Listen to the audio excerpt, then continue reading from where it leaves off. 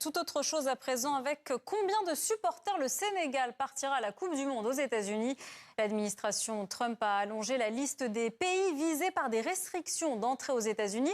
Vous allez voir que les conditions pour obtenir un visa sont devenues encore plus strictes. Reportage à Dakar de Wahani Johnson Sambou. Il y a quelques mois encore, ce responsable d'un groupe de supporters sénégalais s'imaginait à cette même position dans les stades américains. Mais aujourd'hui, il n'appréhende plus son rêve américain de la même façon. Les conditions surréalistes imposées par l'administration de Donald Trump aux supporters de certains pays, dont le Sénégal, chamboulent tous ses plans. Nous sommes allés en masse à la Coupe d'Afrique. Nous voulons tripler ce nombre pour la Coupe du Monde. Mais l'information que nous avons reçue nous laisse sceptiques. Demander certaines sommes aux Sénégalais pour aller au Mondial, je ne pense pas qu'il y aura des supporters.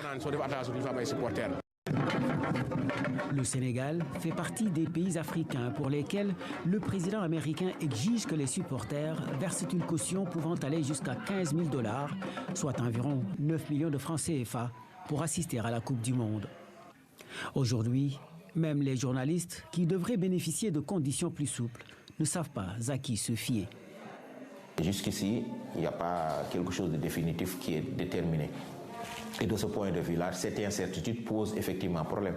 Parce qu'avoir le code, avoir les moyens financiers, avoir l'accréditation de la FIFA ne vous permet pas d'être sûr d'avoir le visa. Donc, une fois même que vous avez le visa, ils nous disent que le visa peut être révoqué à tout moment. Vous voyez donc, il y a tellement d'incertitudes autour de l'accès au territoire américain pendant cette Coupe du Monde-là qu'on se pose réellement la question, est-ce que les gens pourront même voyager? Une question que se pose également ce patron d'une agence habitué à gérer le transport de journalistes et de supporters aux compétitions internationales. La décision américaine est pour lui un coup de massue. Ça va?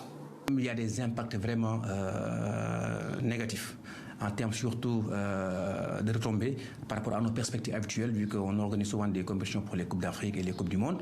Avant cela, vraiment, on peut prendre l'exemple du Qatar, on prend la dernière Coupe d'Afrique au niveau du Maroc, où vraiment c'était un business très intéressant, très passionnant. Mais là, avec les États-Unis, comme j'ai dit, là, bon, on peut dire menace, hein, parce que voilà, comme j'ai dit, on n'a aucune visibilité aujourd'hui sur les mesures en tant que pour nos supporters surtout. Aujourd'hui, on est un peu inquiet à ce niveau-là. Une inquiétude qui risque donc de transformer le rêve américain de beaucoup de Sénégalais en grande désillusion. Mais supporters et agences de voyage gardent encore un mince espoir de voir un revirement du président Trump.